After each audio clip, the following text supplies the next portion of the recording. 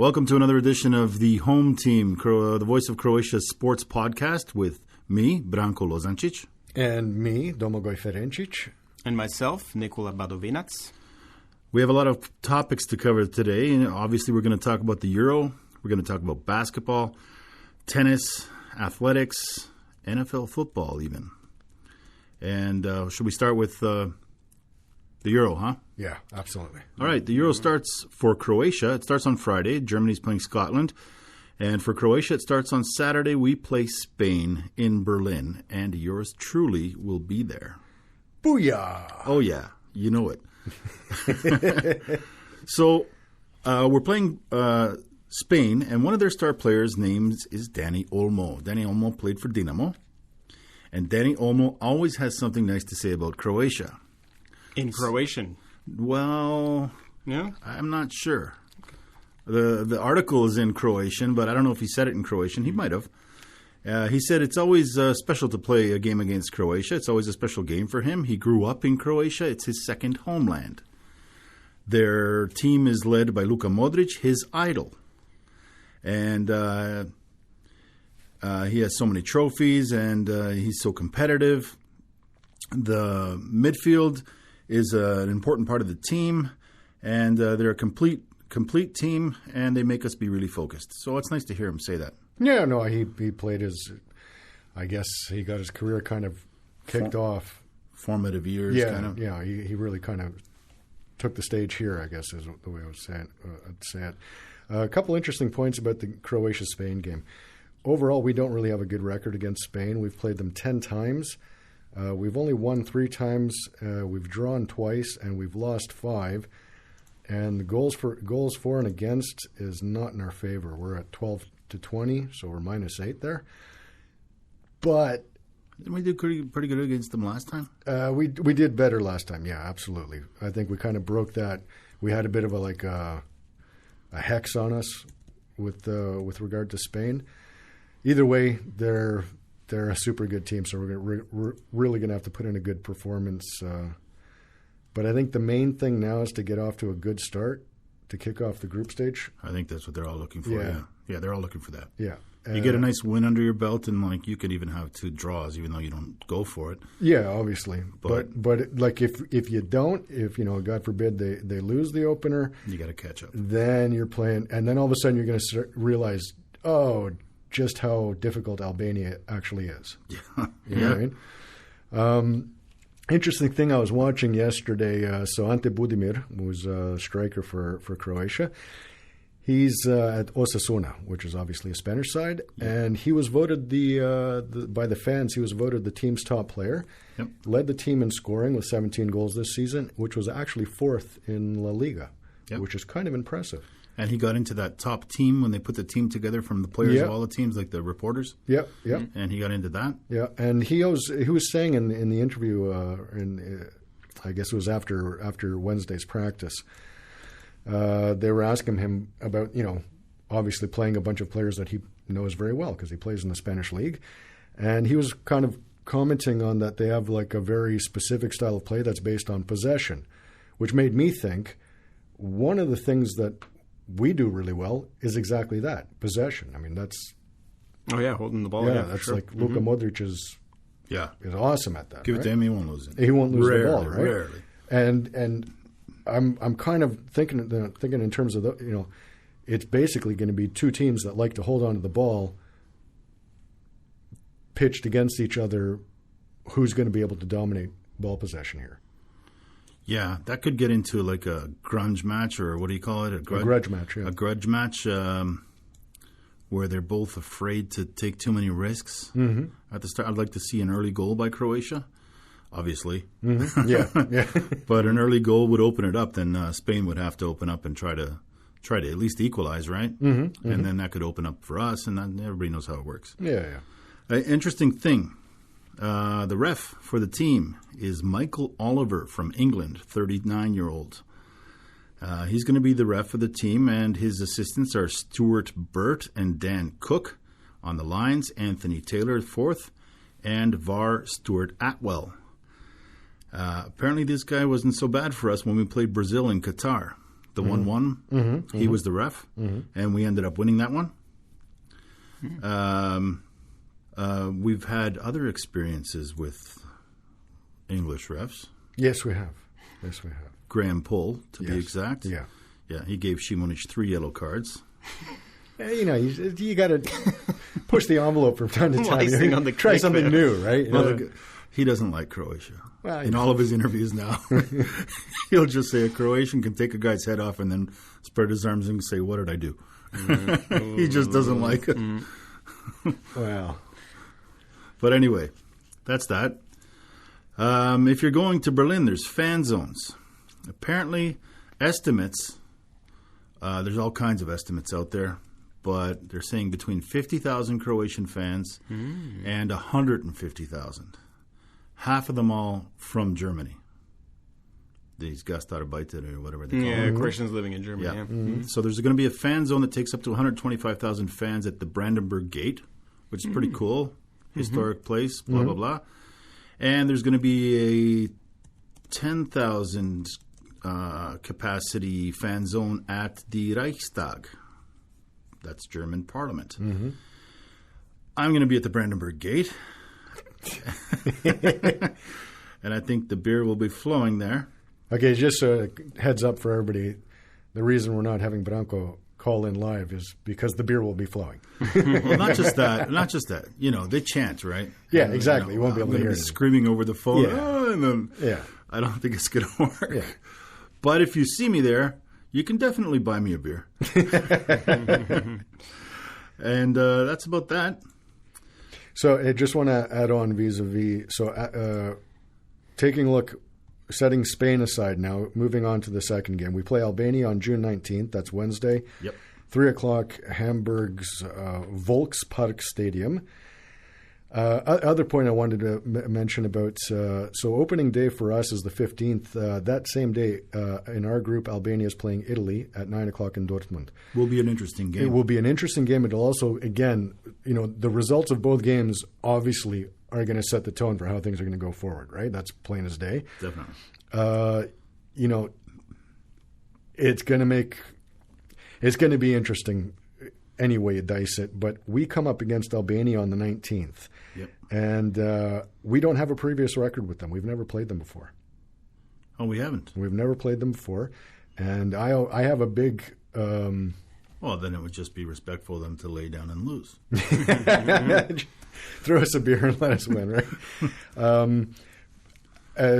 I have... If there's one game I'm worried about, I'm not worried about Spain, I'm not worried about Italy, I'm worried about Albania. That's because we have no experience playing against them, and they did really well at the last major tournament. I can't remember what it was now. It's eluding me, but they played well above what people thought they would play. And our last game of the group is on the 24th. That's a Monday. That's against Italy. Leipzig Stadium. Yep. And... we have a good history with them. We do have a good history with them. So our previous record with them is we've played 8 times. We've won 3. We've drawn 5. We've never lost. We've never lost to Italy. We have 10-6 goals for and against. So we're Up on that. We're up on that. Other interesting points about the team that I wanted to bring up is that we have Dalic has a bunch of experience in this team. There are 4 players that have been capped more than 100 times. Right? So you got Modric, who's like the all-time record holder in Croatia with 175. You've got Perisic with 131, Domagoj Vida with 105, and Mateo Kovacic with 101 caps, which is hard to believe because he's still young, but he's been so good for so long, it's ridiculous. Who Domagoj Vida? Mateo Kovacic. Mateo, yeah. The guy, I've always been a super fan of. I think he's fantastic. Another interesting point is that Perisic is second all-time scorer in the Croatian national team. He's got 33 goals in his 131 appearances, which puts him second behind Šuker with 45. But also in the top 5 all-time in Croatia, you have Luka Modric and Andrej Kramaric, who are tied for 5th with 24 goals each. So 3 players from the top 5 all-time goal scorers are still playing. Exactly. And Krama is also approaching the 100 cap mark with he's at 93 appearances so far. So like We do have a lot of youth. There are definitely Dalic is bringing up young players, but we've got like just this hardcore, experienced core group of players that just have been there, done it, and know how to do it well. Yeah. And they got obviously some scoring talent as well. They didn't look too bad against Portugal. Yeah, the other day, 2-1. Okay, Ronaldo wasn't playing. I'm not sure if that's good or bad for Portugal. Mm-hmm.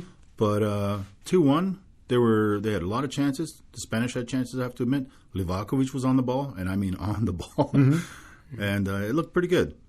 It's very promising. Mm-hmm. And it's nice that Dalic claims that they're the favorites to win. The whole tournament. He has massive respect for Portugal. I'm going to have to disagree with Dalic on this one.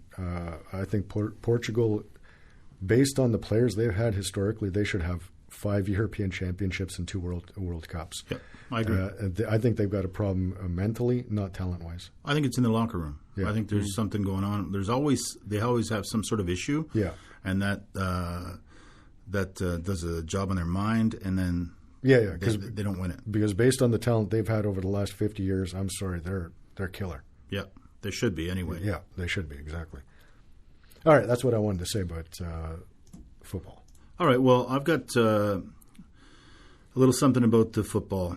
So there's been, on social networks, started on TikTok, I think, they're talking about if you're wearing a fake jersey, German police will randomly stop people and charge you €5,000 fine. And Deutsche Welle, the German site, has debunked it. It's not true. Good. It's not true. They're not going to be randomly stopping people, checking for fake jerseys, unless you're selling them at some stand or something. And then, you're subject to their laws and whatever. Well, but they're not going to be doing that. If you're selling them at the Hero, then you're a tool. Yeah. You're like a moron of the first order. So you can, how do you even, what is a fake jersey? If it's got checkers and a Croatian coat of arms, how can you? Does that qualify as a jersey? Or is it? It has to have the Croatian Football Federation coat of arms, and it's fake. I think that would have to be it. Yeah. But that'd be insane. Like busting a 10-year-old kid for having a come on, like that he got from his aunt for Easter. Gestapo shows up. Yeah. This is a German, but you stop. Let me see the tag on that jersey. But anyway, it came out on social networks, and a couple of the bigger portals picked it up, and it looks like they did that by they were misled, and then after that it went viral, and now Deutsche Welle did the fact check, and they say it's false, and that's it. They're not going to be doing that. There's a couple other ones about don't buy tickets from third-party websites. You can transfer tickets. You have to do it through the UEFA app, blah, blah, blah, and that's that. No, that's standard stuff just to avoid scalping. There is no paper tickets, interestingly, for this match. They're all digital. Is your name attached to the ticket? No. I think so. We had to give our names. Yeah, okay. We had to give the names of everybody that was going to have a ticket. So I think but that was once you bought it. So you entered the lottery, and you could get 4 tickets. And then once you got the tickets, you had to enter names and pay for the tickets. Yeah. So that's how it works. How did it work for you with the lottery? How long did it take? Was it like a long process, or was it just put your name in and let's see what happens? You put in your information, and then you had to wait for the lottery, right? Because they were giving it a lot of time. So you put your name in, and then when they drew the lottery, they sent you an email. It wasn't a live thing where you're saying it like, you had to ask for what your first option was, what kind of seats you want, and then are you willing to take different seats if you don't get elected or you don't get pulled out of the hat for these seats, and then they offer you those seats. So. So you could have gone. You could have gone to whatever a game not involving Croatia. Then, if they said, "Hey, we got tickets for this," so you said only Croatia. No, I said only Croatia. Okay, yeah. But you mean like other seats in the stadium? Then? Other seats in the stadium. Okay. Yeah. So I could have settled for nosebleeds if they didn't get me in these ones. Are you trying to rub it in there even more? Or? I don't have prime major prime seats. I got between the nosebleeds and the people that rattle their jewelry, right? Okay. John Lennon would say. Nice. Although, I mean, come on, this digital thing, man, it's like, I don't want to go all George Carlin, but like, you're in the Matrix, man. Like, yeah, I know, but that's how it works. Yeah, no, fair enough. You got to play the way that the rules are set up, right? And that's about it. That's for the Euro. It's going to be a good time.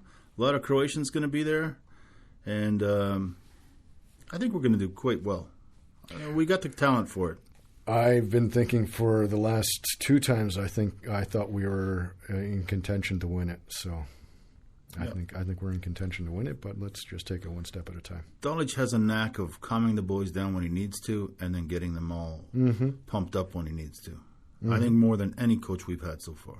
Yeah. He's just got it. He's got the locker room atmosphere working all the time, and it's the results are there. Okay, moving on. Who wants to bring up the next sport? All right, I'll bring it up. So, Sandra Elkasević, formerly Perković, won a record 7th gold medal in the discus event at the European Championships in Rome. I guess that was a couple days ago. Yeah, a couple days, maybe 7-8 days ago. She took the gold with the best throw of the season for her, which was 67 meters and 4 centimeters. Now, actually, you got to put this also kind of into context. That's not like, I'm not going to say it's not even close, but I mean, it's down from her previous when she was like at the peak of her abilities. And let's be honest, she's 33 now. So obviously she's slowly tapering off. She's still fantastic, but obviously there's a bit of a decline there. That was actually in her first throw. She is now the only female athlete to win 7 consecutive gold medals in the same discipline. At the European Championships. What an absolute legend. Absolutely. Yeah. Now get this. And she threw like a meter and something further than the second place one. Yeah. She owned it. Which is apparently a lot. Yeah. When it comes down to that sport. Oh, absolutely. Yeah. But she totally owned it, right? But get this. The next closest person in terms of gold medals in a single discipline at the European Championships is 4. Ooh. Oh. Yeah. Like this is like, again, owning a situation, right? Like she's killing it, right? This, you got to kind of put this into context. 7 European golds. She's a 2-time Olympic champion from London and from Rio. I think that was 2012 and 2016. Correct, yeah. She's 2-time world champion, 2013, 2017, and she's a 7-time Diamond League winner. I mean, they get a diamond, don't they? They get like a diamond when they win the Diamond League? I hope so, because she's got 7 then. If they win, no. If they win, like the Diamond League has 6 or 7 tournaments. Yeah. And if they win them all, you get a diamond. Yeah. I don't know if it's like the Sapphire of Bombay or the whatever Diamond of Bombay. Sapphire of Bombay. I'll give you a Bombay Sapphire.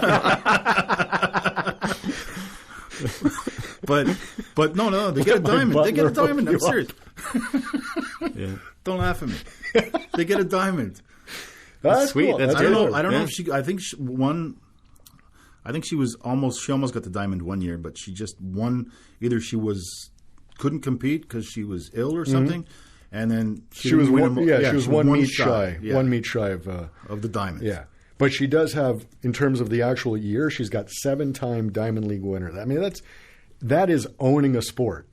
Yeah, that's and so now she's prepping for the Olympic Games, and I'm not predicting this, but maybe this would be a nice swan song. Yeah, because she's 33. She's she's married now.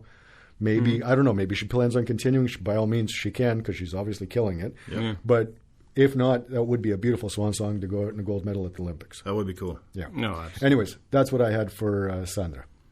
Okay. Let's just quickly go over tennis. Yeah. And, well, not all of it, but one thing. Mate Pavic from Croatia and his doubles partner, Marcelo Arevalo of El Salvador, they won the Roland Garros French Open in doubles. Kudos. And that's Pavic's, he has now a whole set. Like, he's won every Grand Slam in the doubles. He tried to win Roland Garros 3 times. This was his 3rd attempt, and he finally got it. Good for him. So he's pretty happy. And should be. Yeah, that's about it. Unfortunately, we didn't manage to get a soundbite from him, but it would be nice. Anyway, And he's got some time left. He's only 30, right? No, especially but especially doubles. the doubles guys. Like those guys He's played into their late 30s, early 40s, right? Yeah. Which actually always killed me. I mean, that is the best deal in the world, man. You're playing doubles, so if you suck, you can always dish it off onto your partner, and you're still making killer coin. It was the El Salvadorian guy. No, seriously, man. You can always dish it off into somebody else, but you're still making great coin, right? Because over like a 20-year career, you're going to you're going to pocket 5 to 10 million euro. It's almost like an NFL football kicker. Exactly. By the way, okay, I'm going to kind of reveal, but in my high school, when I was a junior, the senior kicker on the team was Klaus Wilmsmeyer, and he went to Louisville on scholarship, ended up getting drafted. I don't think he got drafted. He signed as a free agent by San Fran, played with San Fran, won a Super Bowl, played another couple of years with New Orleans and with the Dolphins, and most people have never really heard of him, and yet this guy did it. He's got it all. He's got the ring. He's got the Super Bowl ring. Beautiful career, fantastic. No injuries. No injuries. 3 touches. Yeah, it's awesome. He lived the dream, literally. Mm-hmm. Yeah. Anyway. Well, I mean, okay, now we're done with tennis. We've gone into NFL. Let's just talk about Belichick. All right. So Bill Belichick was in Croatia. He loves us. We love him. It's a love relationship. Absolutely. And he received his certificate of citizenship, Domovnica. Yeah, fantastic. He's pretty proud. And we have a soundbite from him, and we're going to let that play now. Play the soundbite. This is such an honor to receive this and to be here. And thanks to Pete and Damien for your great hospitality. My grandparents immigrated to the United States. My father grew up in a Croatian only speaking home. And I learned my work ethic and many lessons from my grandparents and my father and his family, and of course my mother. But those lessons were foundationally laid here in Croatia, and I've always been very proud to wear the Croatian flag. When I've been able to, which was recently permitted by the National Football League, and in games and also at other events. So it's great to be here in Croatia. It's great to be in Zagreb. Thank you for the warm welcome and the recognition. And I love Croatia. I love Croatia. Thank you. Now that was pretty cool. Yes, talking about work ethic. That's a good message to the kids in sports. He's so proud to be Croatian. Later on, he went to visit the national football team, and now we're talking about soccer. Yeah. Mm-hmm. And he got a passport, he got a signed jersey, and he got a jersey that said Belichick on the back. It did not. It did not. It did not. He did not what? It had his original last name. Belicic. Yeah, Belichick. Oh, that's what I mean. Bilicic. Yeah, Belichic, yeah. Bilicic. Bilicic. Yeah. Is he Bilic, not Belicic? It's Bilicic. They're from Dragonic, right? Dragonic, yeah, exactly. Yeah. So what do you think of that? Was it a good touch, or should he have kept it as his name that he has now that everyone knows him I thought as? that was a fantastic move. I say, yeah. It's I think it's not invasive. I don't know if that's the right way to phrase it, but it was basically it's just again honoring your roots. This is not any sort of like pressure in the sense. No, it's just honoring somebody's roots. He seemed to like it. I thought I was watching it because I was actually at work, so I actually was watching the internal feed, and he seemed actually quite happy with the whole thing. What I thought was cool was seeing him and Dalic together. Yeah, think about it. I mean, they actually compared notes, even though it's not the same sport. Yeah, but again, the core issue is the same. It's at least in my opinion, it's the atmosphere in the locker room because these guys all have talent. You're not teaching them anything new, right? Mm-hmm. And I think those two coaches, regardless of the different sport, but they get that. Yeah, they get that big time. So I thought that was fantastic. Another little tidbit, a nugget, if you will. Belichick was late for a practice, I don't know how many years ago. And he came in and they asked him, he wouldn't be late for practice, right? But he's late. Why? Because he was watching the Croatia game at the World Cup and it went into overtime. Okay, that's good. Yeah. No, I thought the whole thing, all in all, I thought it was done very, very well. Very, respectful of him, respectful of The whole situation, I just thought it was done really well. He's always promoting us. Tie, Always promoting us, wearing the Croatian flag whenever he can. He said he couldn't do it before, but the league allows it now, so he does it. Yeah. And you got to take your hat off to that guy. No, absolutely. Absolutely. Not to mention the success of his career and all that. Yeah, no, that... Was it 8 Super Bowls? No, 7. 7? They asked him which one he liked the best. His response? The Croatian one. No. He said, do you have any children? And the reporter says, yeah. Well, you love each of them differently. Okay. Yeah, fair enough. So that's that. Yeah, cool. Move on to basketball? All right. Go for it. All right, so we're going to lean on Nikola for this because he's the go-to basketball guy. But basically, the Croatian national basketball team, they've gathered in Zagreb. They got together, I think yesterday is when the core group of players started showing up, or at least the first group of players. And they're preparing for an Olympic qualification tournament in Greece that's running from the 2nd to the 7th of July. So far, I'd basically say all of the key players haven't shown up. That's not disrespect to any of the guys that are here right now, but Dario Šarić and Zubac from the NBA, they're going to show up next week. Mario Hezonja from Real Madrid showing up next week. Danko Branković from, I think he plays in Munich in the German league, and Jalen Smith, they're also set to join next week. And Šarić and Zubac are, I would say, the tip of the spear for us. Yeah. Mm-hmm. And I would also say that, and again, correct me if I'm wrong, but I think from what I'm seeing, Hezonja is killing it in Real. Oh, he absolutely is, yeah. Mm-hmm. So they're prior to leaving for Greece, they're going to be in Opatija, and they're playing against Brazil and first against Poland. There you go. On the 23rd of June, so coming up soon in 10 days. Tournament. This is a warm-up for the pre-qualification tournament. Yeah, so the Poland in 10 days' time, so on June 23rd. And then 3 days after that, we take on Brazil, who is coached by Aco Petrović. You're kidding me. Yeah. Yeah, he went there just recently, didn't he? I think he went back. Yeah, he's with them now again. Yeah. Mm-hmm. Right. Well, good for him. And our first game? At the pre-qualification tournament? Okay, so the pre-qualification, this is what I wanted to ask you about, Nikola, because you obviously get this a lot better than I do. But our first game is against Slovenia. And I had Cesar, Coach Cesar, on the show last night, and he was saying, all right, we got to take it one step at a time, but basically said, our first game is Slovenia, and we've got to somehow lock down Luka Doncic. Yeah. And he said, his words, either the best or one of the top 5 best players in the world right now. I don't think it's top 5. It's either 1 or 2. It's 1 or 2, right? Mm-hmm. And now my question to you is... All time or just... Right now. Active players. It's him and Jokic. Yeah. Hard to argue. Yep. It's him and Jokic. Absolutely. Yeah, no doubt about that. At least not in my mind. My question to you is, how do you shut him down? Because we've lost Bogdanović for this, right? Mm-hmm. So Bogdanović has got ankle and wrist surgery coming up. How do we shut him down with the players we got?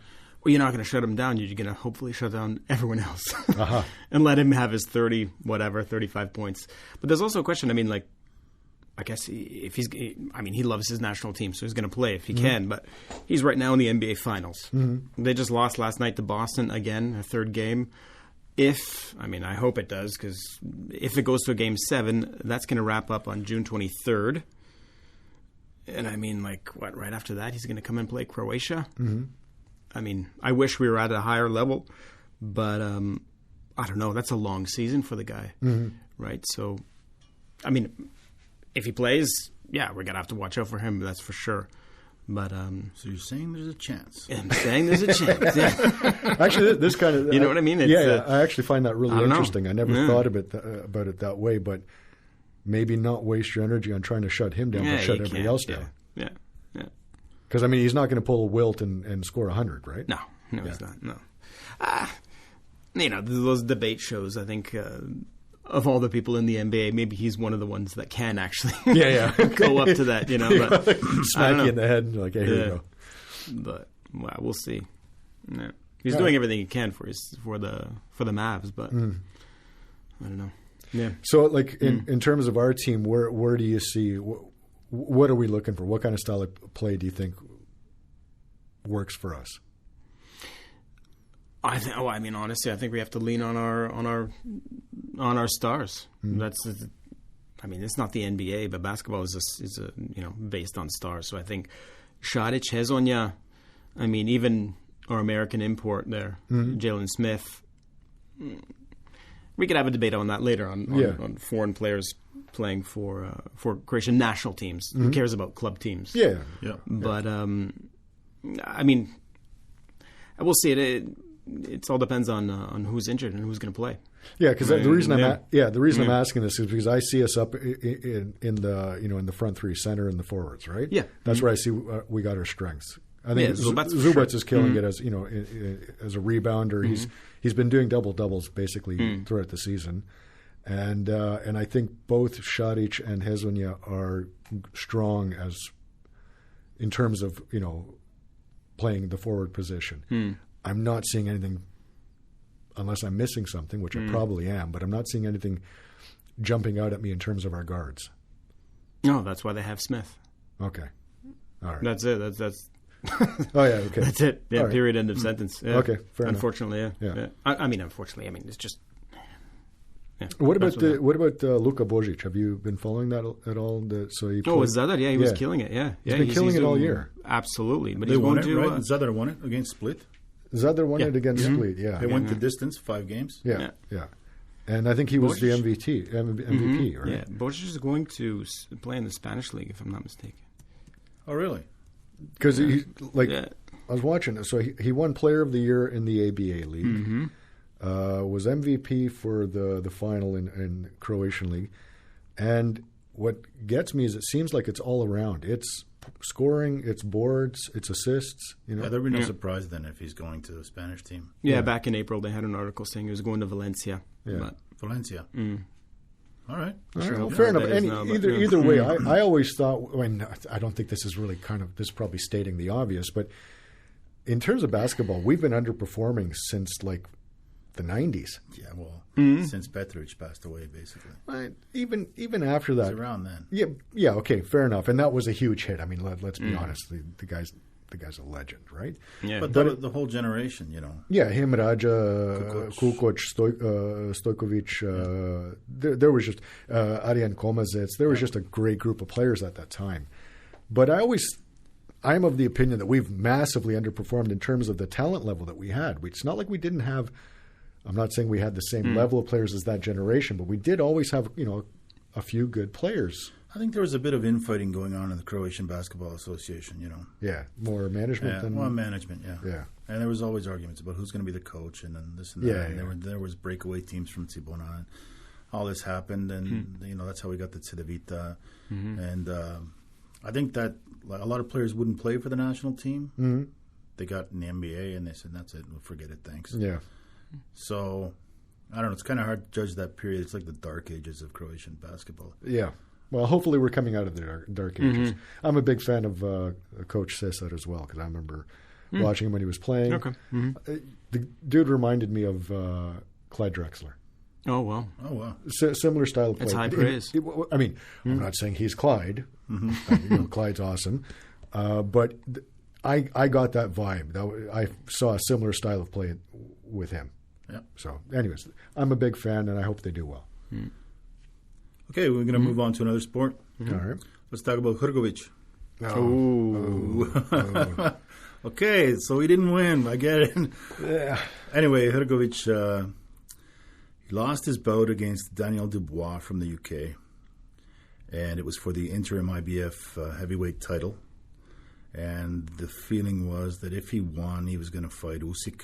Yes. Or he was going to fight Joshua, and the winner of that match was going to fight Usyk. But he didn't win, and it didn't look so good. He came back to Zagreb, and basically he was very emotional. It looks like his confidence has been hit massively. Yeah. I'm not going to say he made excuses, but he explained some things. He said he wasn't feeling well. He was in bed 10 days before the match. He had a virus. The top of his forehead by his eyebrow that broke during 3 weeks before the match during sparring, and he says he didn't know if he felt like would ever box again. But in the end, he said that he will probably gather himself together and try to make another run at the title. He doesn't want to go out like this. Yeah. I don't know if you guys watched the match. I watched it. Oh, you did, yeah? Yeah. Good. Yeah. He started off well, but he just didn't look right. I don't know. Maybe he did have a virus or something. Maybe, but he didn't look right. The other guy had speed. Daniel Dubois. Yeah. He had speed. Hrgović just didn't look like his heart was in it. See, this was my point last podcast. This is what I mentioned. The concern for me was speed. There's obviously no question that he can throw a bomb. I mean, that's not an issue. Well, he had a move. He had the left jab followed up by the right, and he kept hitting him with that. And the commentators were saying, well, that Dubois took that well. Yeah. But how long can you take it? Well, obviously, he can take it for 7 rounds. Well, because he did. Yeah. And then he started hitting back. Yeah. Significantly. Yeah. And then when he got him, rattled him a little bit. When I don't know if you've ever boxed, but when you get hit a couple of times with the gloves, it kind of makes you dizzy, and then you lose motivation quickly. Not just motivation, you lose orientation. Yeah. And then you're game for anything. Yeah. And that's what happened. Well, I listened. It didn't look good. Yeah, I listened to the interview or the press conference after when he returned to Zagreb, and I actually thought that was fairly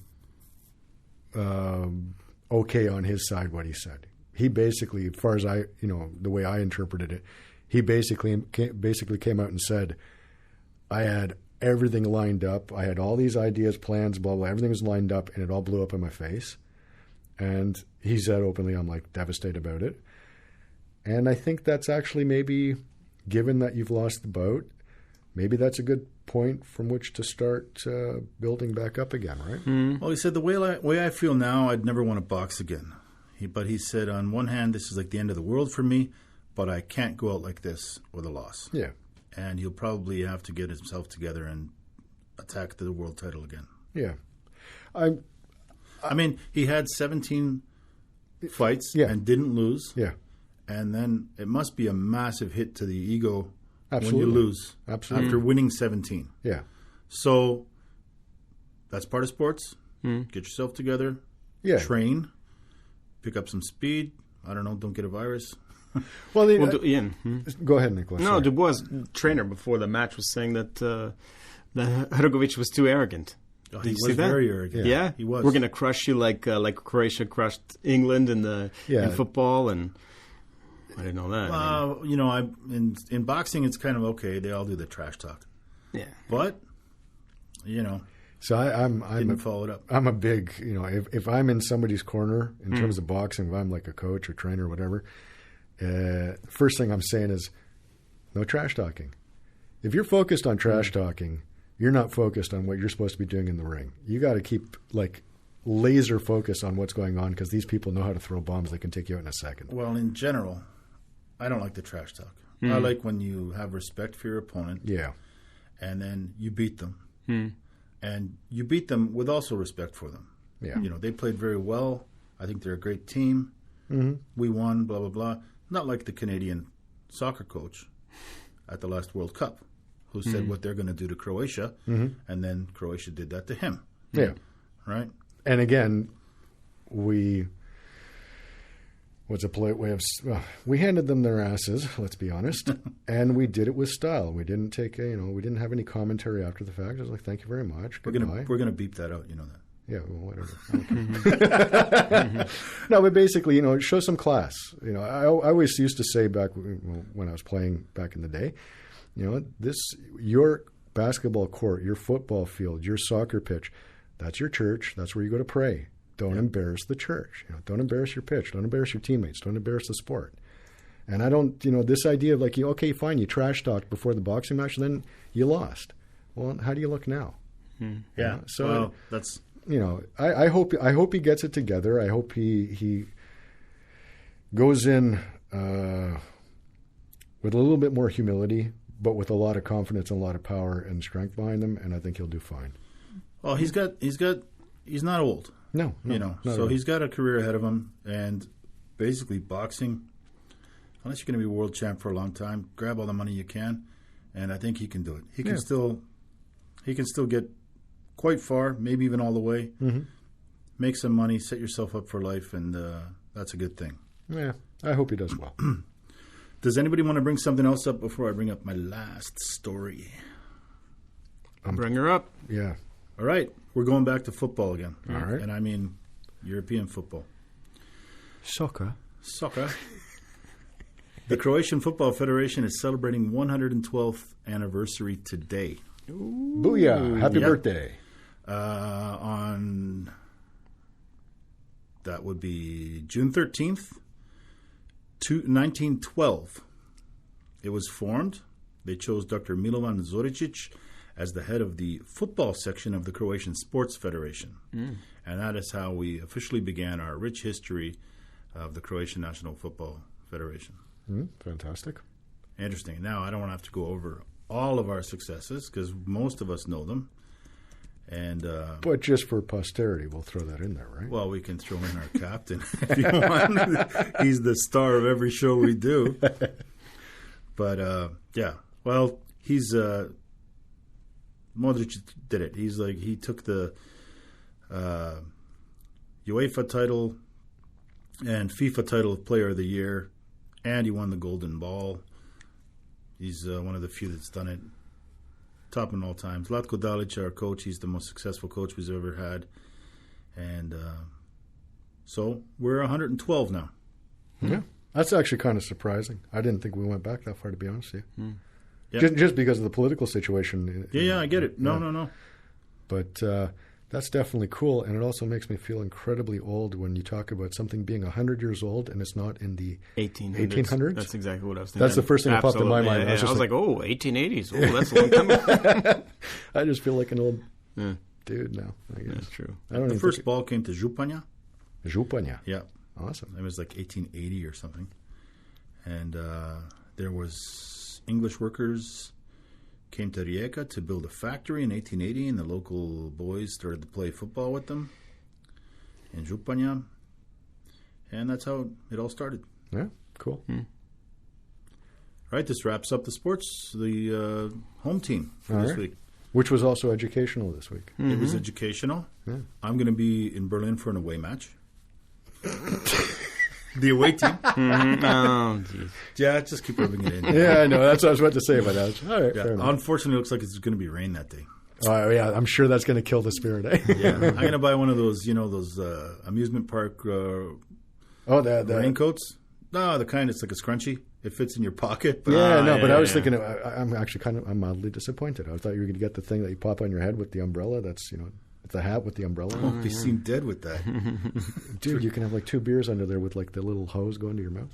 I'm good. I wouldn't even know where to buy that. I'll hook you up. Okay. With that, we're going to end the show. So for the home team, I'm Branko Lozančić. Domagoj Ferenčić. And Nikola Badovinac. We'll catch you next time. If you have any comments, feel free to leave a comment under the video. We're on YouTube. If you go to the HRT website or the HRT channel on YouTube, click podcasts, the home team. That's where you'll find us. Keep listening to us, and we'd love to hear from you. Absolutely. Questions, comments, and cries of anguish are always welcome. Soon we'll do polls, like who is your favorite Croatian football player ever? There you go. And we'll see what happens. All right. All right. That's it. Bye. Ciao. Ciao.